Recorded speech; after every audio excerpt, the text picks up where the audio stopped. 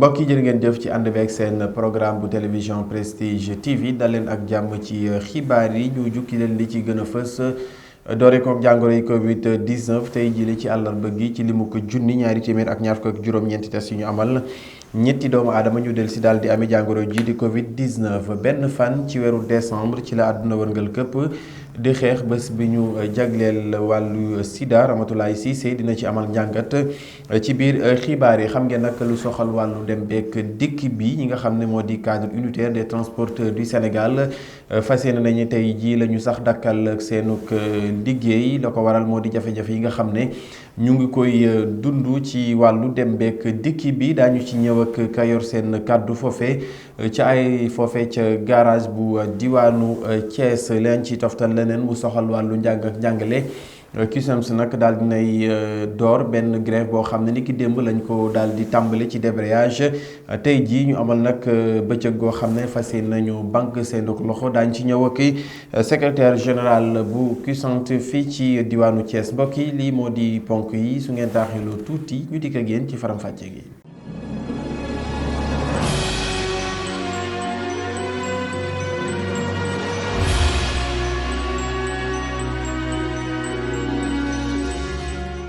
mu ngoog ñu dellu nuyu leen jaajëfal leen ci ànd beeg seen programme bu télévision Prestige TV ni ñu ko junjee ci ponk xibaar yi tolluwaay mbas mi tey jëlee ci àllarba gi ci limu ko junni ñaari téeméer ñaar fukk ak juróom-ñeenti test yu ñu amal ñetti doomu aadama ñu del si daal di amee jàngoro ji di Covid 19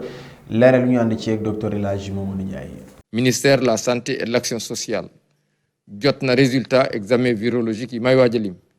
ci junni ak ñaar téeméer ak ñaar fukk ak juróom-ñeenti test yi ñu def ñett ñoo ci ànd ak doomu jàngoro ji mooy positif ñoom ñëpp ay communautaire lañu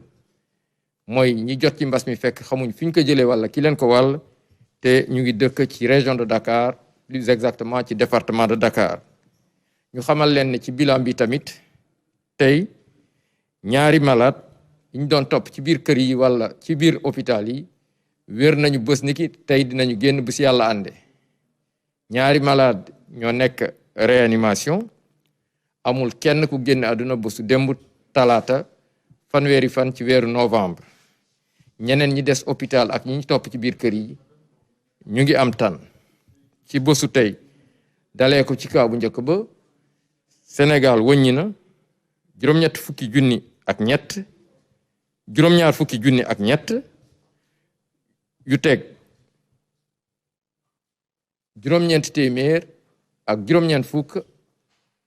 ñi nga xam ne jot nañ ci doomu jàngoro ji ci ñooñu juróom-ñaar fukki junni yu teg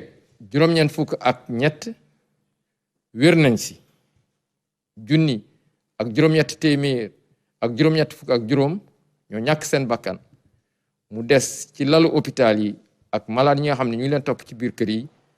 fukk ak benn. Ministère de la santé et de l'action sociale mu ngi ñaanal ñooñu des ci biir hôpital yi ak malade yi nga xam ne ñu ngi leen topp ci biir kër yi yàlla may leen tan ba ñu génn ak jàmm. docteur El Hadji Mamadou Ndiaye caw jawriñ ñu dénk wàllu wër-gi-yaram mbokk yi ñu desandi cax ci wàllu wër-gi-yaram xam ngeen nag benn fan ci weeru décembre moom la ñu jagleel xeex lii di jàngoroy Sida fii ci réew mi nag ñu ko ci màggal lu nu mel nag tax na lii di jàngoroy Covid 19 nga xam ne dafa daal di lëmbee àdduna ren ji la nag dugal nañ ko ci xeex ginnaaw bi ñu jagleelee bésu 1er décembre xeex lii nga xam ne moo di jàngoroy Sida leeral ñu ànd ci ak Ramatoulaye Cissé. 1er décembre nekk bés bi ñu jagleel xeexub sida ci àdduna wërngal këpp ren nag xeex bi yemale wuñ ko ci sida bi kese kuréel yi xeex jàngoro boobe dañ see boole xeex mbas mi nga xamante ne dafa bokk ci li yéexal xeexu sida bi ak it boddi bi ñuy boddi nit ñi suñu réew di Sénégal ak mboolem réew yi nekk ci àdduna bi dañoo booloo ngir jële fi sida bi balaa 2030 fii ci Sénégal 3900 ci ay xale ñoo ngi dund ak jàngoro bii di sida 30 431 ci ay doomu aadama ñoo ngi dund ak jàngoro bii di sida waaye ñoom ñooñee ñoo ngi jëfandikoo traitement bii di ARV ñu fàttali ne rekk sida nag feebar la boo xamante ne ab virus moo koy joxe bu ñu tuddee VIH feebar la boo xamante ne dafay wàlle mën nañ koo jëlee ci néegu sëy ci deret wala tamit yaay mën na kaa wàll doomam. sant ko gërëm ko Ramatoulaye Cissé mbokk yi ñu àddu ci leneen mu soxal wàllu dem beek dikk bi cadre unitaire des syndicats ci wàllu transport tey jile ci benn fan ci weeru décembre jàpp ëllëg dañoo fas yéene rek banque seen loxo la ko waral moo di seeni jafe-jafe yi nga xam ne ñu ngi koy dund fii ci diwaanu Thiès nag lu nu mel daal dinañ koy nemmeeku tax na daal ci wàllu dem beek dikk bi daanaka gàllankoor yu baree bari ñoo ci am. ñu teewlu ci Pape Diop mi nga xam ne moo jiite transporteurs yi fii ci diwaanu Thiès ci micro Cheikh Fall. état dañoo faalewul ndax faale nit da ngay def boo bindee jox ko mu wax ak yow waaye tontu wuñu faale wuñu moo tax syndicat yëpp nga xam ni na mu bëggee defee mooy syndicat bi ne lay woo ci pet naa la bul bokk ci ñàkk fayda yooyu est-ce que kilifa noonu la war a doxee ba ñoom ñëpp xamandoo ni kon état dañoo bëgg a nax bi gars yi dafay tourné ba xam ne ñu tourné nag ñu ne leen woo. gaa yi dafa ñu tourné ba pare pour wan ni ko Sénégal ñëpp benn bopp lañu ndax dañuy seen syndicat kenn déglu si leen mooy seen problème ndax ñeen information yi lay jot baaxul ndax li ma la wax léegi ci biir ñun dañuy bind di jox autorités yi dañuy bind ba sonn dañu mujj sax dañ yaakaar ni sax naan autorités yi bind ñoo yóbbu suñu courrier mais du xam nañ xel courrier yaa nga dem ña ca kaw ñoo liggéeyu fa ñu yóbbu courrier ñoo liggéeyu ñoo ko bloqué ba ki nga xam ne ki yor réew mi ma xam ni kon am ñu koy renseigné xamuñu dara kon. moo dama ne départ naa leen dama ne li gën a tuuti benn laa joo xam ni laal na la laal sa morom yow da nga dem service mine bii ñu ni permis bees yi moo génn nga dem passé ci ko permis mu génn ñaari junni ngay joxe su génnee pare ñu ne il faut que mu amaat ñetti weer ñu jox la beneen permis booba buy bees yi nga joxaat ñeenti junni mu juróom benn junni fu mu tegu plaque yii 7000 francs 8000 la doon def.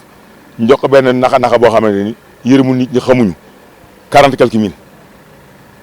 loolu xaalis la visite technique yi ñaata lañ ci jël léegi loolu def 10 000 francs ba 15 000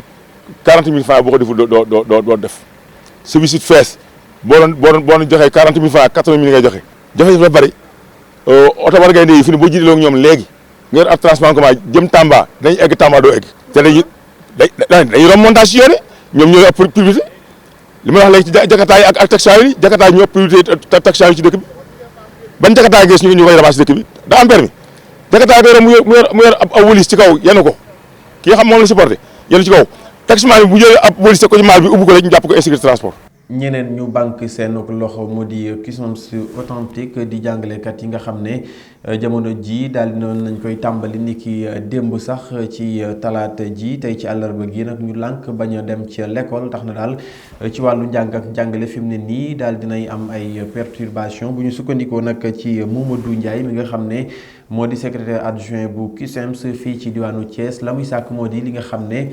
syndicat yi xaatima nañ ko gouvernement bi mën a respecté lu ni mel ñu teewlu ko ci kàddu yi mu dénk Cheikh Fall. ñëw nga lycée Malick Sy tey gis nga ni ay classes yu bari fonctionné wul kon loolu day wane ni la grève a été largement suivie grève bi daal enseignants yu fi nekk ñi ci gën a bari suivre nañ ko léegi lu waral grève bi mooy dañoo déposé woon benn préavis depuis le 15 octobre 2021 mu expiré le 15 novembre 2021 depuis boobu aussi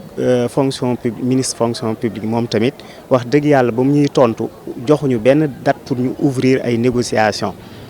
looloo waral nax ba ñu consulter suñuy base yi mooy CSD yi ñoom dañoo ni nu ñu dem en mouvement mais loolu terewul jot nañ waxtaan ak suñuy camarades G7 waaye non jotuñu déggoog ñoom looloo tax lu ñu sunu base wax moom la ñu mujjee def mooy lancer le mot d'ordre mooy démb dañoo banque sunuy loxo maanaam arrêté sunu cours yi à partir de 10 heures ci école yëpp ñu def ay assemblée générale yooyu nax def nañ ci ay PV remonté ko ci directoire national gannaaw loolu tamit tey dañoo observer grève totale maanaam tey moom jàng amul dañoo arrêté cours yi maanaam tey moom cours amul beneen point bi ci mot d'ordre bi mooy maanaam duñu natt xale yi duñu leen natt élèves yi kenn du leen natt du am ay devoir du am évaluation maanaam du am devoir du am composition waaw dañuy toog daal di xaar ba gouvernement bi ouvrir ay négociations ci système de rémunération maanaam payoor bi ci fonction publique dafa amul yemale dafa am xàjj ak sell maanaam yemale wuñ leen te gouvernement Sénégal ci boppam moo commandité benn cabinet MGP Afrique ñooñu wane ni wax dëgg yàlla fonction publique na muy doxalee dafa jaarul yoon ci wàllu payoor dafa jéggi dayo te dafa laaj ñu corriger. desandi ci lu soxal wàllu njàng ak njàngale ñeneen ñoo xam ne ñoom it dañoo mer ba furtu mu di intersyndical liggéeykat yi nekk ca université Iba Der Thiam bu diwaanu Thiès. ñoom nag la ñuy ñaxtu bokk na seek liggéey bi nga xam ne dañu ko sumboon foofee ba léegi mu toll ci ay weer ba léegi daal dara mënagul yemb ci lu nu mel te étudiants yi ñu ngay wéy nag ñu leen di orienté ca université boobee tax daal ñu daal di ci mer ba futu ni ki tey jile la ñu doon jàkkaarloog way taskatu xibaar yi ñu teewlu ka yor seen kàddu ci micro Moussa Mbaye. buñ ne pair parce que pair mooy jàngalekat yi parce yi mooy ñi yor wàllu administration bi. loolu moo ñu dajale woon fii tey ci suñu place liggéeyukaay. liñ doon wax mooy. université Iba Der Thiam de Thiès liggéey bi commencé woon na depuis 2015 dañ koy répété waxaat la te duñ ci jóg tant que gisuñu li dal suñu xel. tey jii ci la entreprise bi jàppoon muy le 30 novembre 2021 pour def réception provisoire chantier yi mais dafa ci am loo xamante ni ñun suñu bopp. jàpp nañ ni mënul nekk li ñu waxoon keroog mooy ay nit boo leen di wut foo leen di dugal lu mu bon war na am courant am ndox am ay toilettes te fii ñu toll nii di wax ak yéen yooyu dara amu ci li ñu ci gën a soxla nag mooy sécurité buñ nee sécurité dinañ wax miiru clôture université Iba Der Thiam de Thiès biñ fiy ñëw keroog fi ñu yemoon liñ ci yokk daanaka mën nañ wax ni benn brique la par jour. kon loolu du liggéey boo xamante ni dana tax chantier yi avancé te ñi ngi jëm ci ouverture étudiants yi dinañ leen orienté wala moom la ñu bëgg dinañ leen orienté université Iba Der Thiam de Thiès mais bu ñu ñëwee fan lañ leen di dugal fan lañ leen di jàngale loolu moo waral suñu jotaay bii tey ñu taxawaat di wax bu ngeen xoolee sama ginnaaw am na station bu ñuy defar foofu d'épuration bu ñuy dajalee ndox yu bon yi ndox yi nga xamante ni moo waroon jóge ci foos yi war a jóge ci lépp loo xamante ni nit da koy génnee ci moom pour ñu dajale ko foofu liggéey boobu daanaka boole wuñ ko woon ci chantier yi ñi ngi koy doog a commencé ba fii ñu toll nii gisuñu ci loo xamante ne dal na suñu xel bi ñu ci gën a yéem gën ñu jaaxal mooy liggéey bi liggéeyuñ ko ci liggéey boo xamante ni day jël norme yu normal ba nga xamante ni ndox mi dootul jaxasoo ak nappe bi nga xamante ni waa Thiès dañ koy utiliser lii ñuy wax nag dañuy woo population Thiès woo population yi wër Thiès parce que fiñ ko teg dafa am nappe boobu dafa laaj liggéey boo xamante ni ba ndox mu bon moomu du jaxasoo ak ndox mu baax mi nit ñi naan fii ci Thiès.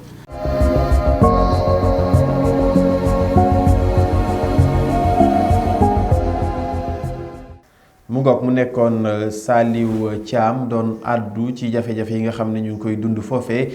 ca université Iba Der Thiam bu jiwaanu Thiès mbokk yi ñu tàbbi ci xibaar yi ñeel biir réew mi la ci gën a fës bokk na ci procès en appel bu Barthélémy Dias say ji ci benn fan ci weeru décembre la woon loolu nag dàq nañ ko ba ñaari fan ci weeru mars atum 2022 leeral ñu ànd ceeg Fatou Karagé. ñu tàmbalee xibaar biir réew mi ak pont Rosso bu sottee dina jokkale Afrique du Nord ak sunu réew yi nekk ci suufu Sahara ki xam ne loolu mooy président Macky Sall gannaaw ba ñu amalee tegu xeer bu njëkk bi andi sek naataangoom bu Mauritanie Gazouane pont boobu dina rataxal diggante yi jógee Tanger Casablanca Nouakchott Dakar te mën a dem ba Abidjan ak Lagos ñu toftalee ko ak dem benn dikk bi dina am gàllankoor ñaari fan yu ñu dëg ma dina door tey ji ci àllarba ji ñi yëngu ci wàllu transport bi dinañu amal grève ñaari fan ñoom ñëpp mankoon nañu ngir bank seen loxo bañ a dawal benn oto li waral loolu mooy coono yi ñuy am ci tali bi te way tekk déer yi teg leen ko fukki poñ ak ñaar la ñuy ñaan nguur gi indi ci saafara ñu jeexalee xibaar bi réew mi ci mbir bu Barthélémy Dias tribunal dakk na àtte bi ba ñaari fan ci weeru mars 2022 ñoo ngi fàttali ni tey ji ci àllarba ji lañ ko waroon a àtte ci digganteem ak Ndiaga Diouf bi ñu woon moo ko faat ci atum 2011 li ñu leen indi doon seen xibaar biir réew mi.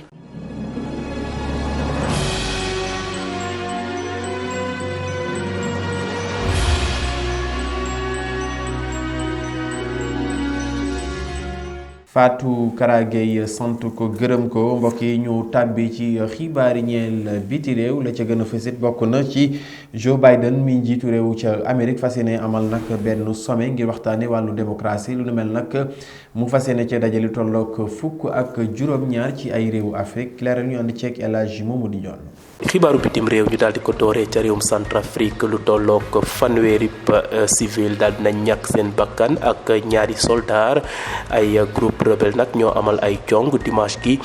ca bëj gànnaar jàpp bëj soowup réewum Centrafrique bi nga xam ne dëkk boobee jamono yi daal nemmeeku nañ ne daal xeex ya bari na fa lool diggante armée bi ak groupe rebelle yi ñu jàpp ne nag bilan bi daal moo gën a bëri ginnaaw bu ñu jëmmalee cessez-le-feu ba foofee ca réewum Centrafrique ko jëmmaloon di président Touadéra. jóge Centrafrique dem fale ca États-Unis président Joe Biden de moom dina fas yéene invité lu tolloo ko téeméer ak fukk ay dëkk yi nga xam ne ñoo nekk ci juróomub continent yi nekk ci àdduna gi ci ab ndaje ba nga xam ne daal njabe bu ñuy fas yéene defee ak xaway xarale yu bees yi xew-xew boobu nag mu ngi fas yéene am juróom-ñaar jàpp fukki fan ci weerub décembre bii di ñëw ñu daal di nag jëmmal ab liste daal ne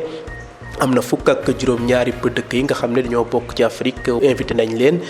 ci ndaje boobee ñu nemmeeku nag ña nga xam ne daal ñoo nekk ci Afrique du Nord ñoom daal gis nañ ne kenn boolewu leen ci dëkk yooyee ñu invité. jeexalee xibaar yi ci diggante Chine ak Afrique bés yi weesu gis ngeen ne nag njiitub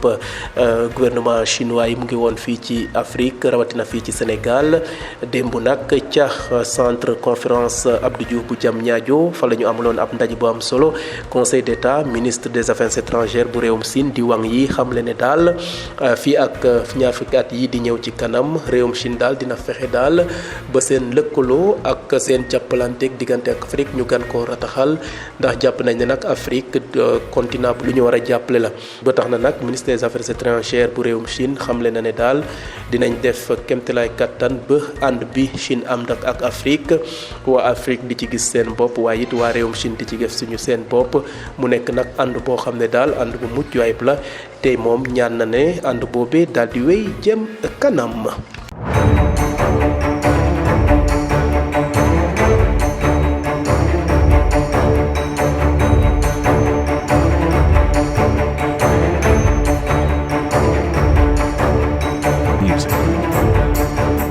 sant ko gërëm ko El Hadji Mamadou Ndione mbokk yi ñu jeexalee xibaar yi wàllu tàggat yaram ànd ceeg Ndeye Coumba Fall. ñu tombali xibaar yi ñeel tàggat yaram ak kii di Ismaïla Sarr moom nag club bi nga xamante ni mooy Watford daal dina ñuy xamal démb ni Ismaïla Sarr dafa am ay gaañu ci sidditu tànkam loolee nag dina tax ba Ismaïla Sarr day toog nag du mënati jouer lu mat weer. ñu xamal leen ni nag amee na ay gaañu ci championnat ba nga xamante ni doon nañ ko amal ak waa Manchester United. Sky Sport nag daal dina ñuy dolli ni Ismaïla Sarr du mën a jouer ci weerum décembre bi football yi nga xamante ni war nañ koo amal li ko waral rek mooy métit bi nga xamante ni am na ko ci sidditu tànkam bi. toftaleeg CAF mi nga xamante ni dafa daal dee dàq kii di Maguette Ndiaye di arbitre sénégalais ginnaaw ba nu jugee nag ci match ba nga xamante ni coupe du monde bu FIFA la bu amoon ci diggante Bafana yi ak waa Ghana ci weer bi ñu génn loolee nag daal dinay indi ay jafe-jafe